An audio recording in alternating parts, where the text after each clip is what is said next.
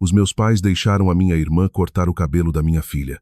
De manhã, estavam a implorar, dizendo que não queriam aquilo, que eu devia parar. O grito da minha filha de 11 anos, a Margarida, cortou a festa de aniversário como uma faca. Mas a minha irmã Catarina apenas se riu e segurou-a naquele quarto dos fundos, enquanto a cabeleireira continuava a cortar. Quando a Margarida correu pelo relvado fora, com ambas as mãos a agarrar o que restava do seu cabelo que lhe dava pela cintura, agora cortado de forma desigual acima das orelhas, a minha própria mãe virou-se para os convidados e disse friamente que ainda bem. Disse que assim ela já não roubaria a atenção a Leonor e que ela sempre tinha sido um exagero. De qualquer forma, 19 adultos ficaram a olhar para a minha filha e não fizeram nada. Eu não gritei, eu não chorei. Simplesmente peguei na Margarida. Caminhei diretamente para a porta e fui-me embora. O que nenhum deles sabia, o que só iriam compreender na manhã seguinte quando estivessem desesperadamente a bater à minha porta, era que a fotografia do antes de que precisavam para o seu precioso esquema do concurso de beleza, milagre da transformação, se tinha acabado de tornar no maior erro das suas vidas. O meu nome é Olivia Carvalho e tenho 36 anos. Se alguma vez foste a filha errada na tua própria família, esta história é para ti. Deixa um comentário a dizer de onde estás a ler e subscreve. A próxima parte vai bater ainda mais forte, para entender como uma tarde de domingo em abril terminou com a minha mãe trancada de fora da minha cozinha. Tenho de voltar a uma manhã de fevereiro que ela não sabia que eu recordava. Sou dona de uma pequena florista chamada Dedaleira e Feto, na Avenida de Roma, logo a norte do centro de Lisboa. Abri o espaço no outono de 2019 com um pequeno empréstimo para negócios e o resto do dinheiro que o meu falecido marido e eu tínhamos poupado para a entrada de uma casa. O Nuno Valente era paramédico do INEM, trabalhava à noite para poder ver a Margarida de manhã. Ele morreu em abril de 2022 na berma da autoestrada A1, quando um caminhonista adormeceu ao volante. A Margarida tinha 7 anos. O Nuno tinha 34. Após o funeral, grande parte do mundo voltou ao normal no espaço de uma semana. A minha florista não. O luto tem a capacidade de afunilar o mundo em 2 categorias: o que te faz chorar e o que não faz. Os girassóis faziam-me chorar. Os ranúnculos não. Fiquei boa a saber a diferença. A Margarida tem 11 anos agora. Ela desenhou cada ementa, cada envelope de cartão de presente, cada sinal sazonal na montra da Dedaleira e Feto desde os 7 anos e meio. Ela guarda o dinheiro de cada desenho que vende num pequeno frasco de barro vidrado azul que a minha avó me deixou. Numa terça-feira calma em março passado, esse frasco tinha 312 euros. Ela estava a poupar para alguma coisa, não dizia para quê. Se perguntassem à minha mãe Beatriz o que eu fazia para viver, ela diria que eu ainda andava com aquela brincadeira das flores. Ela nunca entrou na minha loja, nem uma única vez em 6 anos. Disse à minha irmã Catarina, que faz questão de me repetir isso em todos os natais, que a Olivia nunca se comprometeu realmente com uma carreira. A minha mãe foi enfermeira durante 30 anos. Reformou-se aos 62. Ela gosta da palavra compromisso. O meu pai Rui visitava a loja 2 vezes por ano de forma silenciosa. Ele ficava perto da porta, olhava para os desenhos da Margarida e entregava-me uma nota de 20 euros dobrada para o parquímetro, que na verdade era gratuito. Ele não falava muito. O meu pai não fala muito desde 1998. Essa era uma piada que o Nuno costumava fazer, e o meu pai costumava rir-se disso. O registro que só eu conseguia ler. O registro que controlava qual filha recebia o que começou antes de eu saber contar. A Beatriz chamava-me a difícil aos 6 anos. Chamava a Catarina o seu pequeno raio de sol aos 4. O Nuno reparou nisso no primeiro Natal em que foi à casa dos meus pais. Não disse nada a Beatriz. Disse-o a mim no caminho para casa. Afirmou que o meu pai sabia, apenas ainda não sabia o que fazer em relação a isso. O Nuno morreu 1 mês depois. A Beatriz não foi ao funeral dele. Enviou um cartão com um versículo da Bíblia e um bilhete a dizer que não estava emocionalmente preparada. A Catarina foi. Deixou uma travessa de bacalhau com natas e ficou 40 minutos. Depois do funeral, deixei de ir aos jantares de domingo. Deixei de devolver a maioria das chamadas. A Catarina disse a toda a gente que eu não estava bem. Eu deixei a dizer. O que nunca contei à minha família foi que, em março de 2026, uma mulher chamada Branca S. Albuquerque entrou na minha florista pela 4ª quarta-feira consecutiva para levantar peônias para um evento regional de concursos de beleza. A Branca tem 58 anos, é natural do Porto, viúva e presidente da Coroa Lusitana Produções. A Dedaleira e Feto era sua florista exclusiva há 1 ano e meio. Naquela tarde, ela reparou na Margarida sentada ao balcão com um lápis de cor e o retrato de um homem que ela tinha desenhado de memória. A Branca parou. Ficou a olhar durante muito tempo. Perguntou quem era o homem. A Margarida disse, sem levantar a cabeça, que era o seu pai. Explicou que o desenhava todos os anos para não se esquecer do seu rosto. A Branca não disse nada. Tirou a carteira e puxou de 5 notas de 100 euros. Disse que gostaria de comprar aquele e os 3 seguintes e pediu que não lhe dissessem o preço. Saiu deixando 4 pequenos desenhos e um cartão de visita de Branca S. Albuquerque, presidente, em cima do balcão. Guardei o cartão na gaveta debaixo da caixa registradora. A Catarina não fazia ideia de que aquele nome existia num cartão na minha gaveta. Não fazia ideia de que em 6 semanas tentaria construir uma carreira à custa da dor da minha filha, sem saber quem eu já conhecia. A Catarina é 2 anos mais nova do que eu. Nasceu com 4,6 kg de cesariana após 41 horas de trabalho de parto. A minha mãe mencionou esse trabalho de parto em todos os jantares de Natal durante 30 anos. Foi, na versão da Beatriz, o início do quão especial a Catarina era. A minha mãe media os filhos pela quantidade que lhe tinham custado ao corpo. A Catarina era contabilista de nível intermédio numa empresa regional em Cascais até finais de 2023. Casou-se com o Tiago Mendes em 2015. O Tiago tem 35 anos, gere o departamento de peças numa oficina na zona de Sintra, trabalha 60 horas por semana e acredita que a sua mulher é a pessoa mais inteligente que alguma vez conheceu. Ele é, para sermos claros, um homem genuinamente decente. Esse facto será importante mais tarde. A Catarina e o Tiago tiveram a Leonor em 2017. A Leonor fez 8 anos a 26 de abril deste ano. A sua festa foi no próprio dia do aniversário, um domingo. A Catarina planeou-a durante 4 meses. Em finais de 2023, a Catarina despediu-se do emprego como contabilista para se tornar naquilo a que ela chamava uma mãe criadora de conteúdos a tempo inteiro. A sua primeira conta comercial de Instagram chamava-se Sol e Brilho. A segunda, Leonor e Beatriz. A terceira, e aquela que ela ainda geria quando tudo isto começou, chamava-se O Método Mendes. Em abril de 2026, o Método Mendes tinha 38.120 seguidores, uma taxa de interação inferior a 0,5% e uma agência de patrocínio sediada em Madrid que lhe cobrava 1.200 euros por mês para mediar negócios falsos com marcas. O Tiago também não sabia que a mulher tinha aberto 3 cartões de crédito em seu próprio nome desde 2024 e acumulava, até aquele mês de abril, um saldo combinado de 41.280 euros. A Leonor tinha entrado em 4 concursos de beleza nos últimos 3 anos. Tinha chegado às meias finais uma vez num pequeno evento regional em Santarém. Nunca tinha ganho nenhum lugar de destaque. A minha irmã tinha um pôster dessa meia final no corredor, emoldurado em carvalho. A minha mãe tinha comprado a moldura. No final de março de 2026, a Coroa Lusitana Produções abriu as inscrições para uma nova divisão, o Milagre da Transformação. As regras eram simples. As concorrentes enviavam uma fotografia do antes, uma fotografia profissional do depois, e um vídeo de 90 segundos a contar a história da sua transformação. O grande prêmio era de 15.000 euros em bolsas de estudo e um lugar na capa do calendário da Coroa Lusitana de 2027. A minha irmã inscreveu a Leonor no dia 4 de abril, pagou a taxa de inscrição de 4.200 euros de uma conta conjunta que mais tarde vinha saber não ser a sua conta conjunta com o Tiago. Eu não sabia da divisão do Milagre da Transformação na altura. Só descobri mais tarde, quando a Branca me enviou uma cópia das regras de inscrição.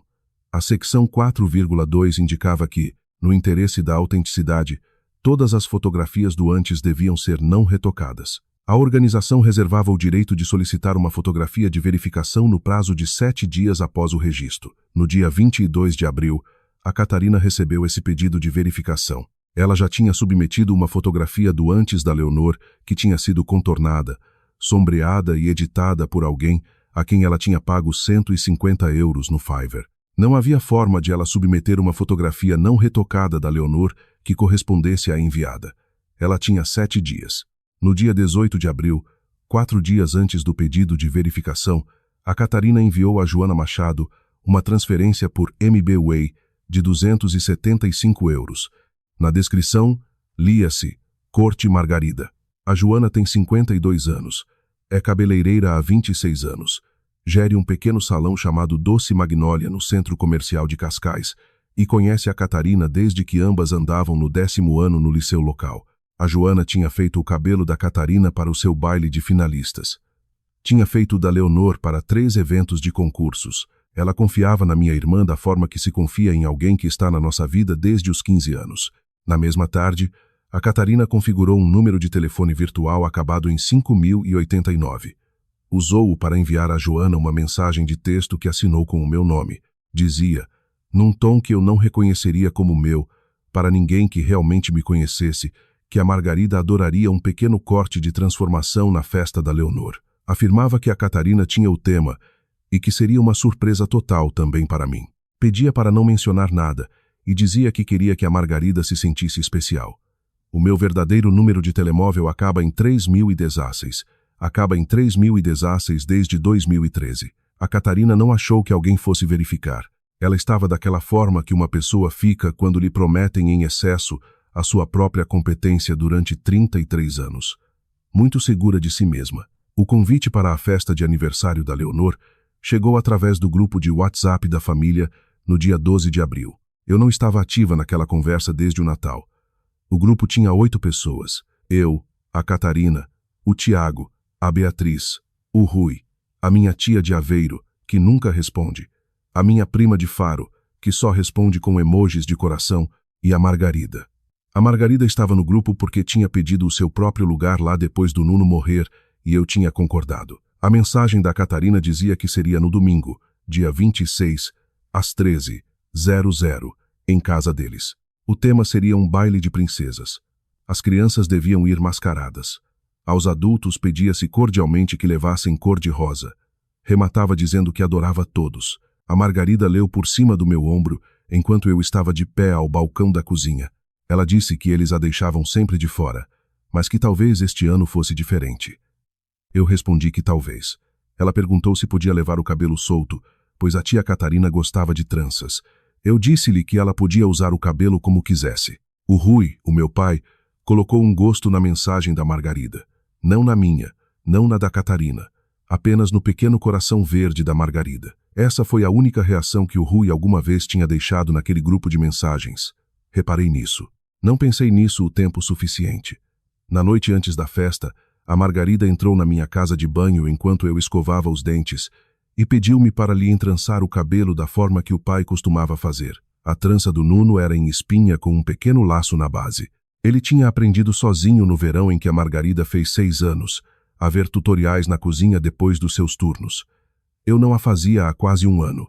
Demorei 22 minutos e 3 tentativas. A Margarida observava-me no espelho. Perguntou se eu achava que o pai gostaria da tia Catarina se ainda estivesse aqui. Eu não respondi.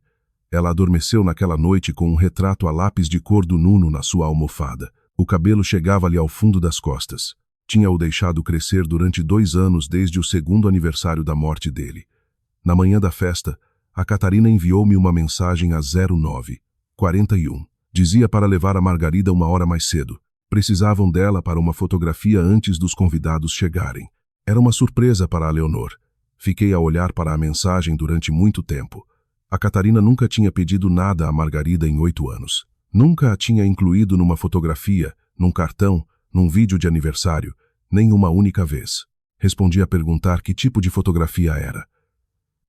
Ela respondeu em 6 segundos para simplesmente confiar nela por uma vez, que era uma surpresa para a Leonor. Pousei o telemóvel. Fiz um bule de café, bebi-o. De pé à janela da minha cozinha, olhei para a pequena árvore no quintal que o Nuno tinha plantado na primavera em que morreu, e pensei nos 8 anos que tinha passado a tentar baixar a temperatura de todas as conversas com a minha irmã, e decidi, por razões que não vou parar de questionar, que mais um pequeno esforço pela paz familiar não poderia possivelmente fazer mal. Disse a Margarida que íamos sair mais cedo. Ela entrançou uma pequena fita cor-de-rosa na sua trança em espinha antes de sairmos pela porta. Ela estava tão feliz. Lembro-me da hora exata em que saímos da garagem. 12:38. A Catarina e o Tiago vivem numa casa de 3 quartos numa urbanização na Estrada do Guincho, a 29 minutos da minha casa num domingo à tarde. Cheguei lá às 13:07. O relvado da frente tinha 20 balões cromados em tom de ouro rosa, amarrados à caixa de correio. O alpendre tinha uma placa de ardósia onde se lia o 8º aniversário encantado da Leonor. Uma mulher que eu não conhecia estava a montar uma mesa desdobrável na entrada da garagem. Alguém já estava a tocar músicas instrumentais de concursos de beleza através de uma coluna exterior. A minha mãe veio receber-me à porta. A Beatriz vestia um vestido lilás e tinha a manicura feita de fresco. Disse que eu chegava cedo e que a Catarina ia ficar encantada. Eu perguntei onde estava ela. Ela respondeu que estava nos fundos com a cabeleireira. Havia uma pequena surpresa para a Leonor com a qual ela queria que a Margarida ajudasse. Eu perguntei que cabeleireira. A Beatriz pôs a mão no ombro da Margarida. Disse-lhe para ir, pois a tia Catarina tinha uma manhã divertida planeada para ela. A Margarida olhou para mim. Eu acenei afirmativamente. Ela sorriu e caminhou pelo corredor. Reparei no meu pai então. O Rui estava sentado no pátio das traseiras à sombra, numa cadeira desdobrável, a beber um copo de água. Estava mais magro do que eu me lembrava. Respirava pela boca. Tossiu uma vez, uma tosse seca, e a minha mãe, que ainda estava de pé ao meu lado na porta da frente, disse sem se virar que era do pólen e para eu não fazer alarido. Ela não tinha olhado para ele. Tinha ouvido a tosse e respondido antes que eu pudesse perguntar. A Ana Vieira chegou 20 minutos depois, mesmo no limite da hora marcada. Ela vive na casa ao lado da Catarina e do Tiago. A filha dela, a Emma, tem 12 anos. Ela e a Catarina não gostam uma da outra. Ninguém no bairro sabia exatamente por quê, mas eu tinha ouvido qualquer coisa num grupo de conversas no Halloween de 2024 sobre uma discussão à porta de casa que envolvia um disfarce, uma taça de doces e o cão da Catarina. A Ana passou por mim a caminho do quintal e disse baixinho que a Catarina dava sempre uma festa do Caraças todos os anos. O tom dela não era de admiração. Eu ri-me uma vez. Ela olhou para mim um pouco mais de tempo do que eu esperava. Perguntou se eu ia ficar para a parte da transformação. Eu perguntei de que transformação estava a falar. Ela disse que era a surpresa da transformação. A Catarina tinha publicado sobre isso no grupo do bairro na semana anterior. Eu não estava nesse grupo há 1 ano. A Ana encolheu os ombros e passou por mim em direção ao jardim. Reparei no iPhone dela no bolso do casaco. Reparei que ela não o tirou. Não pensei nada sobre isso na altura. Às 14:08, a Catarina apareceu no corredor e chamou pela Margarida. Disse para ela vir, que a sua surpresa estava pronta. A Margarida foi a correr. A Catarina fechou a porta do quarto dos fundos atrás delas. Às 14:13, a minha mãe pôs a mão no meu braço e disse para ir ajudar a empratar o bolo. Eu disse que ia num minuto. Ela disse para ir agora, para deixar a Catarina ter o seu momento com a sobrinha por uma vez. Disse que eu estava sempre a pairar por cima. Fiquei naquela cozinha com ela durante os 25 minutos seguintes. Ela falou sobre os sentimentos de avó e a cura familiar e a forma como eu me tinha isolado depois da morte do Nuno. Falou sobre o quão difícil eu tinha tornado as coisas para a Catarina ao recusar-me a ir aos jantares de domingo. Lembrou-me do Natal de 1998, quando meu pai se tinha embebedado na festa do escritório e ficado trancado fora do carro, e a minha mãe tinha resolvido tudo, como resolvia sempre tudo. Ela estava a meio de uma frase sobre o Natal de 1998, quando ouvi um som abafado e breve vindo do fundo do corredor.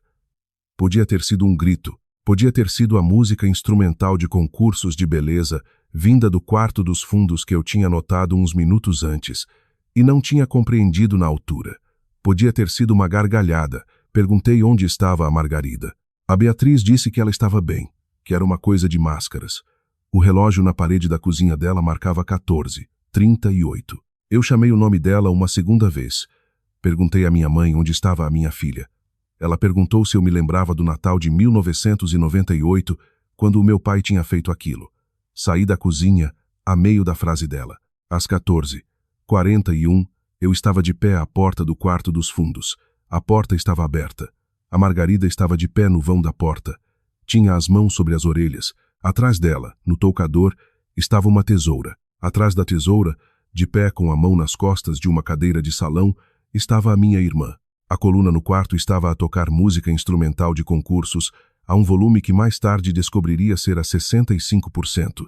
3 minutos. Foi esse o tempo que fiquei na cozinha da Beatriz enquanto a minha filha chorava por mim. A Margarida não disse nada no início. Não acho que conseguisse. Olhou para as próprias mãos. Olhou para mim. Tocou na orelha esquerda, depois na direita, depois no cabelo, depois nas mãos de novo. A respiração dela estava irregular e superficial. Havia rímel nas suas maçãs do rosto. Ainda usava a capa cor-de-rosa de cabeleireiro. A fita cor-de-rosa que eu a tinha visto entrançar no cabelo naquela manhã estava no chão do quarto. A cabeleireira, cujo nome eu viria a saber 20 minutos depois ser Joana Machado, estava sentada num pequeno puff junto à janela, com o rosto da cor da parede atrás dela. Tinha pousado a tesoura no toucador. Estava a olhar fixamente para a tesoura. Descobriria mais tarde que as tinha pousado 40 segundos antes de eu abrir a porta porque tinha compreendido, com 40 segundos de atraso, que o que a Catarina lhe tinha dito não era o que estava realmente a acontecer na sala. A Catarina estava de pé atrás da cadeira de salão. A mão continuava no encosto. Ela disse com um tom alegre que a Margarida era tão dramática. A Margarida passou por mim a correr. Correu pelo corredor, correu pela cozinha, correu para o relvado das traseiras. 19 adultos pararam de falar. A música do concurso continuava a tocar. A Margarida parou a meio do quintal. Levou ambas as mãos às orelhas. Ficou ali parada. A minha mãe, que me tinha seguido desde a cozinha a um passo que ela considerava digno, chegou à porta de correr. A Beatriz tinha 63 anos. Era uma enfermeira reformada, cantora no coro da igreja, uma mulher que me tinha dito a vida toda que a imagem era uma forma de respeito. Olhou para a Margarida no meio do relvado, virou-se para os convidados no pátio e disse numa voz completamente normal, como se estivesse a comentar sobre uma travessa de bacalhau, que ainda bem.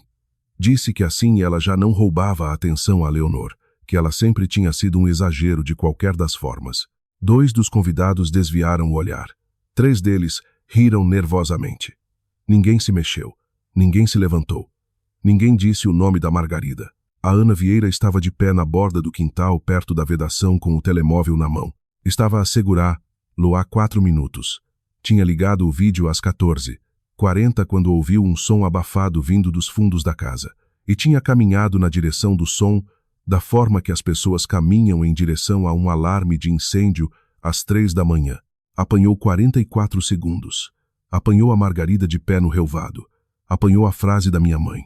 Apanhou a Catarina a aparecer à porta atrás da Beatriz, com o seu próprio telemóvel levantado, ainda a gravar. A Ana não olhou para mim. Olhou para o telemóvel. Não o baixou. Atrás de mim, no fundo do pátio, o meu pai, Rui Carvalho, levantou-se da cadeira desdobrável. As suas mãos tremiam. Não disse nada. Atravessei o quintal. Não corri. Ajoelhei-me em frente à Margarida. Perguntei-lhe baixinho se ela conseguia andar. Ela abanou a cabeça. Levantei-a. Ela pesa 32 quilos. Carreguei-a passando pela mesa desdobrável com os queques cor-de-rosa. Passando pela minha mãe, que não saiu da ombreira da porta até eu já ter passado por ela. Passando pela Catarina, que estendeu a mão e me chamou, dizendo para eu ter calma, que era apenas cabelo. E eu não parei e não olhei para ela, e ela não voltou a dizer aquilo. Na porta da frente, o meu pai já lá estava. Tinha saído pelo portão lateral. Abriu a porta do passageiro do meu Subaru. Esperou até que eu tivesse instalado a Margarida, apertado o cinto e ela estivesse calma. E depois pôs a mão no meu ombro uma vez, de forma breve. Disse para eu tomar conta dela. Que ele trataria do resto. Foi a primeira vez em 4 anos que o meu pai me tocou de propósito. Entrei no carro, olhei para a Margarida no banco do passageiro. Estava a segurar uma madeixa solta de cabelo na mão. A ponta do cabelo ainda estava atada com a fita cor-de-rosa e entrançada na espinha do Nuno. Ela olhou para mim com a mesma exata expressão que tinha na tarde em que viemos do hospital sem o pai dela. Arranquei com o carro. Se estás a ler isto agora e a lembrar-te de uma sala onde ninguém defendeu o teu filho, escreve a palavra eu nos comentários. Apenas isso. Eu leio todos. O que acontece a seguir? A viagem de 22 minutos até casa, a chamada telefônica às 21h15 que começou tudo é onde a história realmente começa. A viagem até casa dura 22 minutos num domingo à tarde. Não liguei o rádio, não abri as janelas. A Margarida olhou diretamente para o tablier durante os primeiros 12 minutos. Depois fechou os olhos. Pensei que estava a chorar. Estava a dormir. O corpo dela tinha decidido por ela. Num semáforo vermelho na Avenida da República, junto ao centro comercial onde eu costumava levá-la para comer um gelado, um carro parou à minha direita.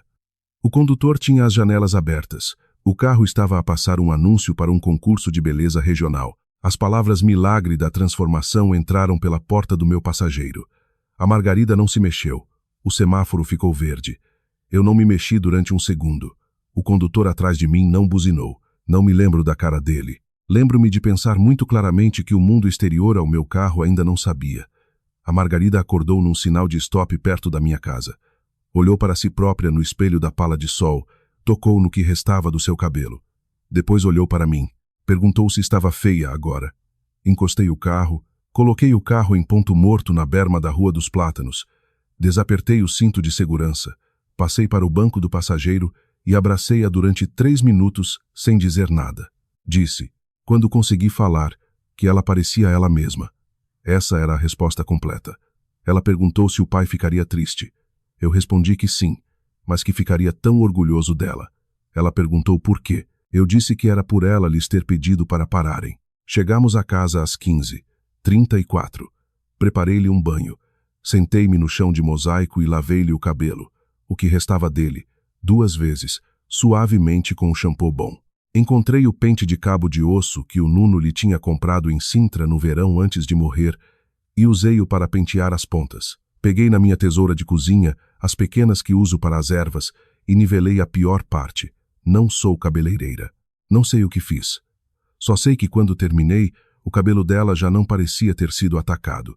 Parecia que ela tinha feito um mau corte de cabelo curto de propósito. Ela adormeceu no sofá com um pacote de compal na mão às 19h52.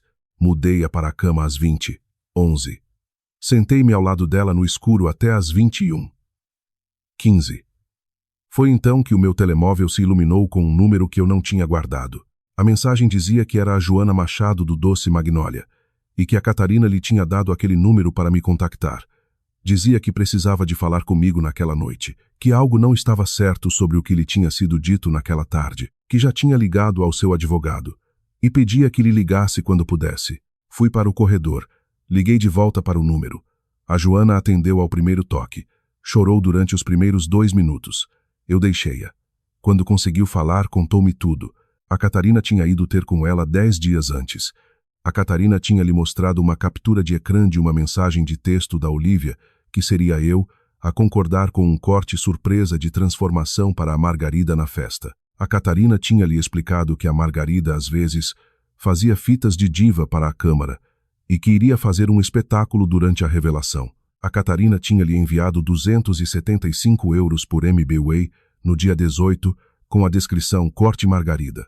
A Joana disse que quando a Margarida lhe pediu para parar, pensou que a Catarina lhe tinha dito que ela fazia aquilo, que já preparava crianças para concursos de beleza há 11 anos, que as tinha visto a fingir para a câmara, que, na altura em que compreendeu, já tinha cortado 20 centímetros, que se iria reportar à Associação dos Profissionais de Cabeleireiro na segunda-feira de manhã e que testemunharia sobre o que eu precisasse. Ela enviou-me 3 anexos durante os 15 minutos seguintes.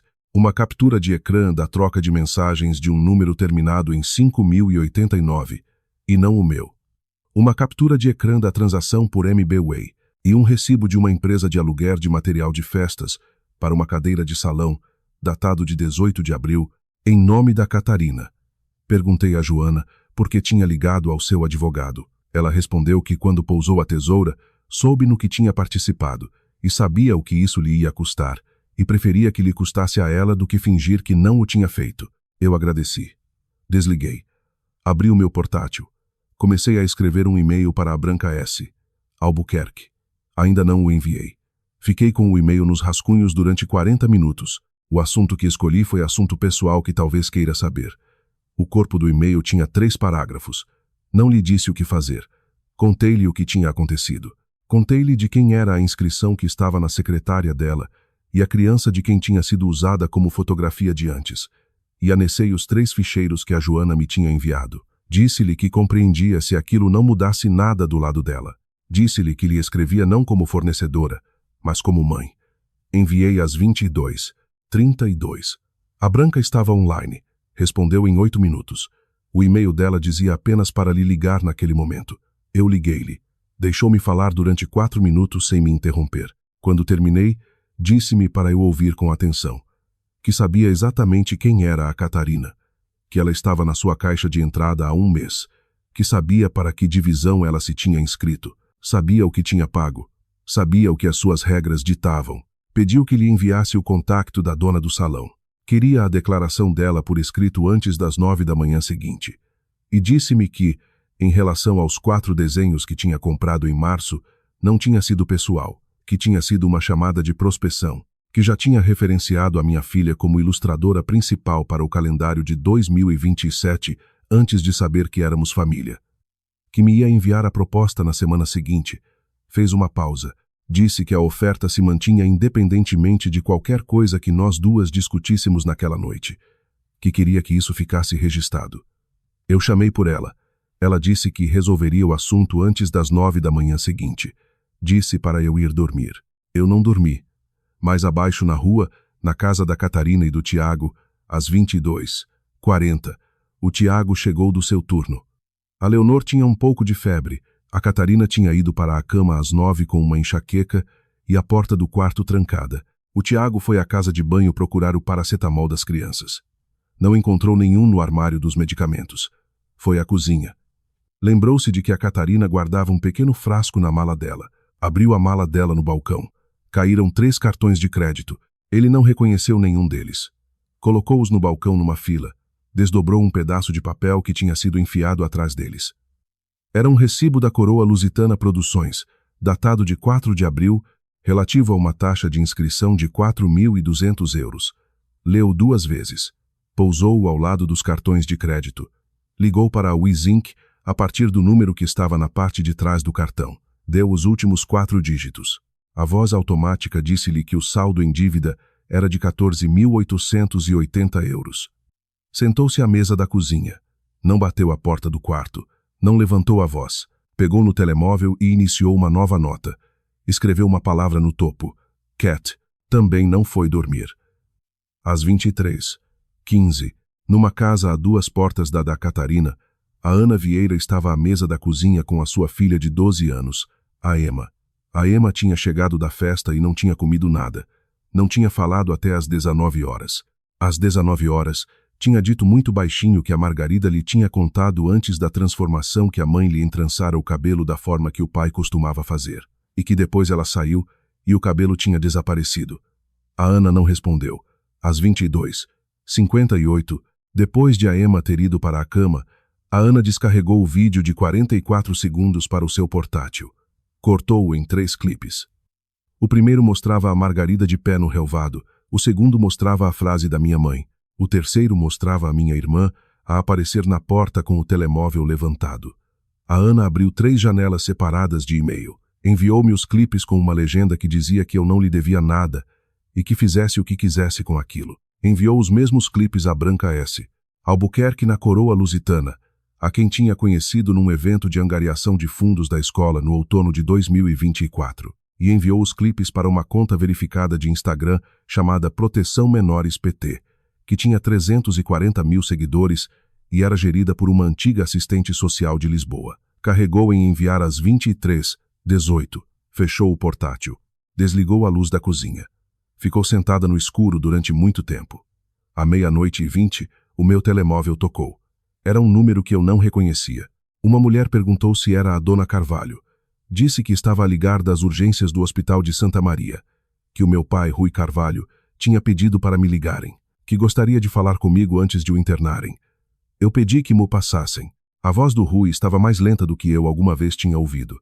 Conseguia ouvir o tubo de oxigênio no nariz dele. Ele disse que eu precisava de saber uma coisa antes de a minha mãe me contar a versão dela. Disse-me que tinha cancro do pulmão de não pequenas células, estágio 2A. Tinha sido diagnosticado a 12 de fevereiro. Ele suspirou. Tinha contado à minha mãe no mesmo dia. Ela tinha lhe pedido para não me contar porque eu ainda estava frágil por causa do Nuno. Ele tinha concordado e tinha se arrependido de o ter feito todas as manhãs desde então. Disse que a 20 de abril fechou a sua conta poupança. Assumiu a penalização de 20% por resgate antecipado. Pagou o imposto sobre o rendimento à cabeça.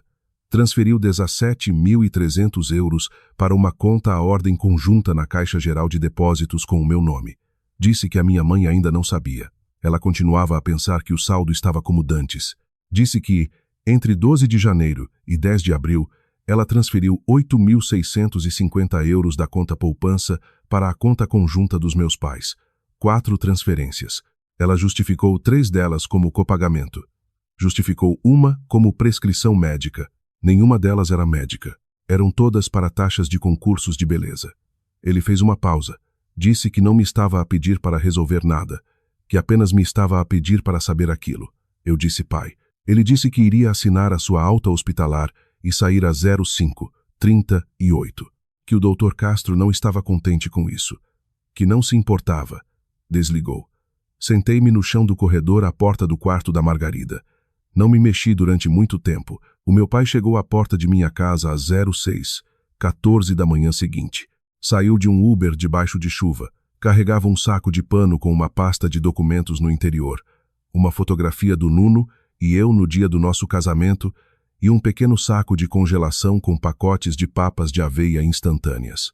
Tinha assinado a sua alta e saído das urgências às 05:38 contra o conselho do Dr. Castro. A Médis provavelmente não iria cobrir a visita. Ele sabia o que lhe ia custar e fê-lo de qualquer das formas. Disse-me mais tarde que tinha esperado 3 meses que um domingo acabasse. Eu abri a porta. Ele pediu café. A Margarida ainda estava a dormir. Eu preparei um bule de café. Pousei o saco dele na mesa da cozinha. Ele sentou-se.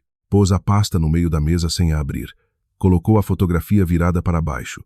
Pousou os pacotes de papas de aveia perto da torradeira. Não falamos durante 7 minutos. Ele disse que o café sabia ao da minha avó. Eu disse que devia saber. Foi ela que me ensinou. Às 07:42, a campainha tocou. Olhei para a câmara no meu telemóvel. A chuva tinha aumentado. A minha mãe estava no degrau da frente com um impermeável lilás, o cabelo úmido, o rosto composto com aquela expressão que assumia antes de uma reunião do comitê da igreja. A Catarina estava atrás dela, um degrau abaixo, ainda com o rímel do dia anterior, a segurar uma pasta bege com ambas as mãos. O Tiago estava no fundo das escadas do alpendre, a meio metro de distância, a segurar uma capa de plástico com 3 extratos de cartões de crédito no interior. Não estava a olhar para a Catarina. Estava a olhar para a pintura do corrimão do alpendre. A minha mãe tocou a campainha de novo. Tocou 4 vezes. Chamou pela porta dizendo para eu abrir, que podíamos falar sobre aquilo em família. Olhei para o Rui. O Rui disse para eu os deixar entrar. Entrar completamente. Eu abri a porta. A minha mãe entrou primeiro. Começou a dizer que sabia que a noite anterior tinha sido. Viu o Rui na minha mesa da cozinha. Parou de falar. A Catarina ainda não o tinha visto. Ela já estava a passar pela Beatriz, desdobrando a pasta bege, a ler de uma folha de papel. Disse que precisava que eu assinasse aquilo, que a coroa lusitana lhe tinha enviado um e-mail às 7 da manhã, que era apenas uma declaração de mal entendido, que se eu assinasse, eles iriam. O Rui limpou a garganta. A Catarina virou-se. Parou a meio da frase. O rosto dela fez uma coisa que não era habitual. Ficou focado no meu pai durante 4 segundos antes de voltar para a minha mãe. A minha mãe disse que o Rui devia estar em casa a descansar. O meu pai respondeu que esteve em casa. Que esteve em casa durante 3 meses enquanto ela lhe dizia para não incomodar a sua filha. Disse que aquilo tinha acabado. Ela abriu a boca, fechou-a, sentou-se.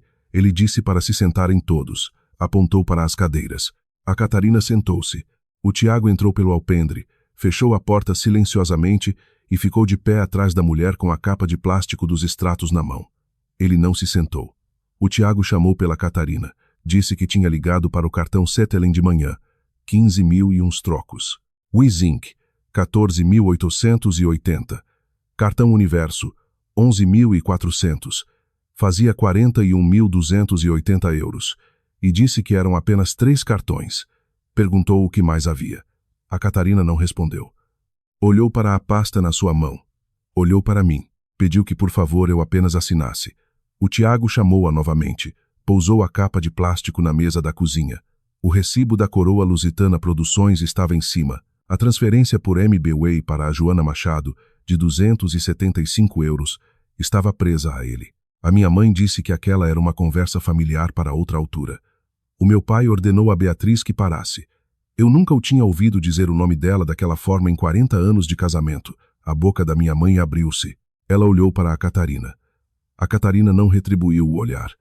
A Catarina estava a olhar fixamente para a capa de plástico. O Rui abriu a sua pasta. Tirou 4 páginas impressas. Colocou-as em frente à minha mãe, uma a uma, como se estivesse a dar as cartas num jogo. Disse 16 de janeiro, 1.850 euros, justificado como copagamento. 15 de fevereiro, 2.200 euros, justificado como copagamento. 18 de março, 2.400 euros, justificado como copagamento. 10 de abril, 2.200 euros, justificado como prescrição médica. 8.650 euros. Afirmou que nenhuma daquelas despesas era médica, todas eram da Catarina. O rosto da minha mãe fez o que os rostos fazem quando percebem que foram fotografados. A Catarina disse que a mãe lhe tinha. A minha mãe disse à Catarina para se calar. A Catarina disse que ela lhe tinha dito que estava tudo bem. O Tiago virou a cabeça devagar e olhou para a Catarina pela primeira vez desde que tinha entrado na sala. Disse muito baixinho que ela sabia que o dinheiro vinha da conta do pai dela. A Catarina não respondeu. O Tiago perguntou se ela sabia que ele tinha cancro. A Catarina balbuciou. Houve um pequeno som nas escadas atrás de mim. A Margarida desceu as escadas. Vestia o pijama de flanela que o Nuno lhe tinha comprado no Natal antes de morrer. O cabelo dela estava penteado. Carregava o pequeno frasco de barro vidrado azul. Passou pela minha mãe sem olhar para ela. Passou pela Catarina sem olhar para ela. Parou ao lado da cadeira do meu pai. Pousou o frasco na mesa à frente dele.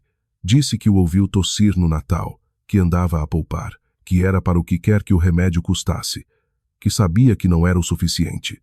O meu pai não falou durante um momento. O frasco ficou na mesa da cozinha entre ele e a minha mãe. 312 euros em notas e moedas e 4 notas de 50 euros dobradas que a Branca S. Albuquerque tinha lá deixado um mês antes. O meu pai pôs a mão no topo do frasco sem olhar para baixo. Disse que era mais do que suficiente. A Margarida não se mexeu. A minha mãe chamou pela Margarida. A Margarida não se virou. O meu pai disse a Beatriz para não falar com ela. A minha mãe disse que nunca teve a intenção. O meu pai interrompeu, dizendo que ela tinha tirado 8.650 euros de uma conta destinada à quimioterapia. Disse para não lhe explicar o que era a sua intenção. Que explicasse antes a quem essa intenção se destinava. A minha mãe olhou para a Catarina. A Catarina estava a olhar fixamente para a capa de plástico na mesa. A minha mãe disse que tinha feito o que achava melhor para a família. O meu pai disse que ela tinha feito o que achava melhor para uma das filhas. A cozinha ficou em silêncio absoluto. O telemóvel da Catarina tocou no balcão. Ela não se mexeu para o ir buscar. O telemóvel parou de tocar. Começou a tocar de novo. Parou. Depois tocou uma notificação de e-mail. Depois tocou de novo. Depois tocou uma terceira vez. A Catarina tentou alcançar o telemóvel. Leu o e-mail que estava no topo. A mão dela tremia.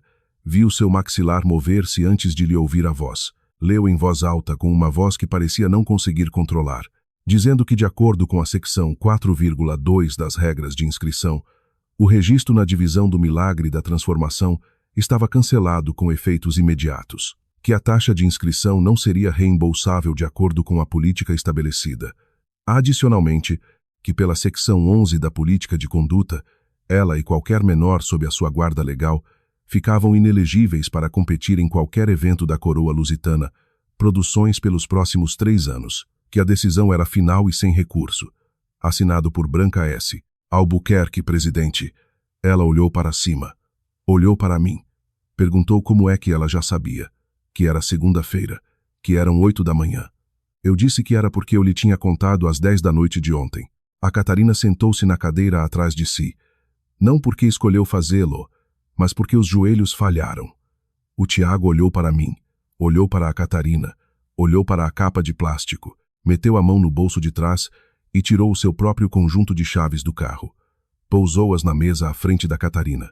Disse baixinho para ela levar a Leonor para a casa da irmã dele quando saísse dali, que ele não ia dormir à casa naquela noite, que a Leonor ficava com a irmã dele durante uma semana enquanto ele decidia onde ia dormir. A Catarina chamou pelo Tiago. Ele não respondeu. Caminhou em direção à porta da frente, parou na ombreira da porta. Disse que não sabia o que o marido da Beatriz iria decidir naquele dia, mas que, se quisesse um quarto de hóspedes, o dele estava vazio naquela noite, e que se ele quisesse alguma coisa, lhe ligasse a ele e não a ela. Saiu. A minha mãe ficou sentada com as mãos no colo e não se mexeu. A Catarina tentou alcançar a pasta bege à sua frente. Desdobrou-a. Virou-a ao contrário. Empurrou-a pela mesa na minha direção. Pediu, implorando, que eu apenas assinasse aquilo. Peguei na pasta. Olhei para a página de cima. Tinha apenas um parágrafo de comprimento. Dizia que tudo na festa do dia anterior tinha sido um lamentável mal-entendido e que nenhum membro da família Carvalho ou Mendes tinha agido com a intenção de causar dano a qualquer menor. Eu rasguei o papel a meio. Não o rasguei de forma dramática. Rasguei-o da forma que se rasga um recibo. Pousei ambas as metades na mesa em frente à minha mãe. Disse que não havia nenhum mal-entendido para se fazer qualquer declaração. A minha mãe levantou-se, pegou no seu impermeável. O meu pai avisou que antes de ela sair, a Margarida continuava ali de pé. A minha mãe virou-se. A Margarida continuava de pé ao lado do Rui, com ambas as mãos na borda do frasco. Não tinha olhado para minha mãe nem uma única vez. O meu pai disse-lhe que dissesse o que tinha vindo dizer à sua neta ou que saísse, que aquelas eram as duas opções. A minha mãe olhou para a Margarida. Disse-lhe que pedia desculpa, que não tinha. O meu pai interrompeu dizendo que aquilo não era suficiente. A minha mãe disse que não sabia. O meu pai afirmou que isso também não era verdade. Ela parou de falar. Caminhou até a porta. A Catarina seguiu-a. A Catarina parou à porta. Olhou para mim. Disse baixinho que eu não tinha precisado de fazer aquilo. Eu respondi-lhe que ela tinha cortado o cabelo à minha filha num quarto trancado. Ela disse que era apenas. E eu disse para ela dizer a frase em voz alta. Para a dizer em voz alta naquela sala para o pai dela e para mim. Para dizer que era apenas cabelo. Ela não o disse. Foi-se embora. O meu pai viu a porta fechar-se. Disse que aquilo tinha demorado 40 anos. Eu disse que sabia. A Margarida perguntou ao avô se ele queria o pequeno almoço. Ele disse que ia adorar tomar o pequeno almoço. Ela estendeu o braço pela mesa e pegou no saco com os pacotes de papas de aveia e levou-o para o balcão. Pôs-se em bicos de pés para chegar ao micro-ondas.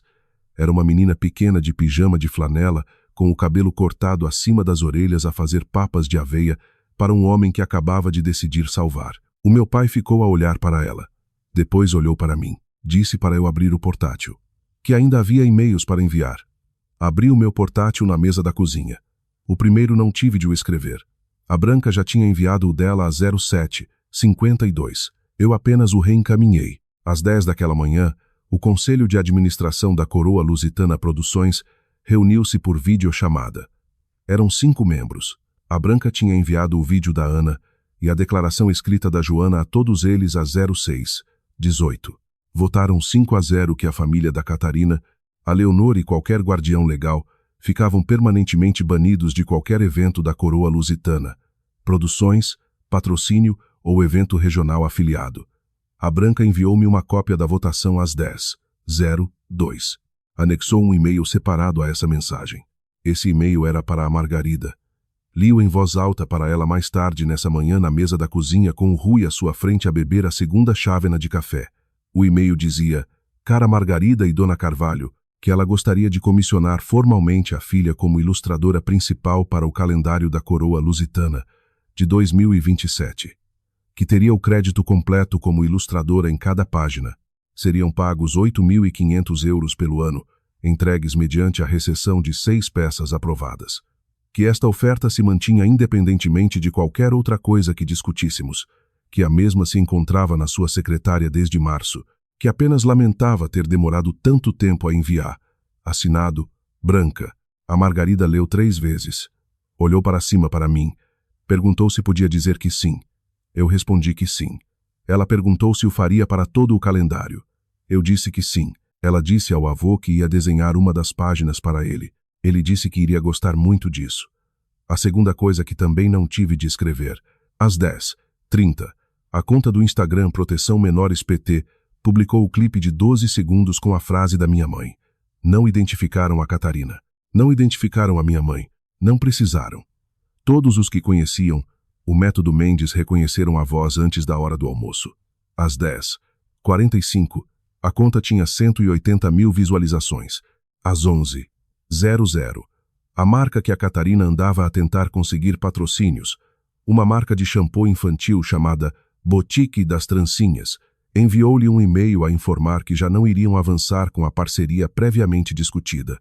Às 11h15, a agência de patrocínio sediada em Madrid enviou-lhe um e-mail a exigir a devolução de 3 meses de avanças, totalizando 3.600 euros.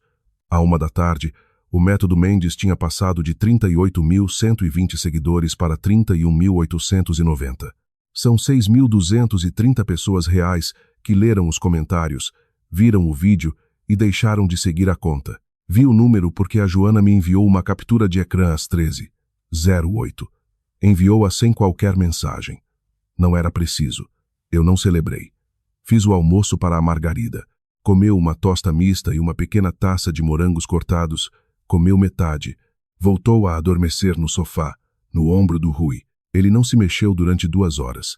Naquela noite, o meu pai fez uma chamada telefônica à minha mãe a partir da minha cozinha.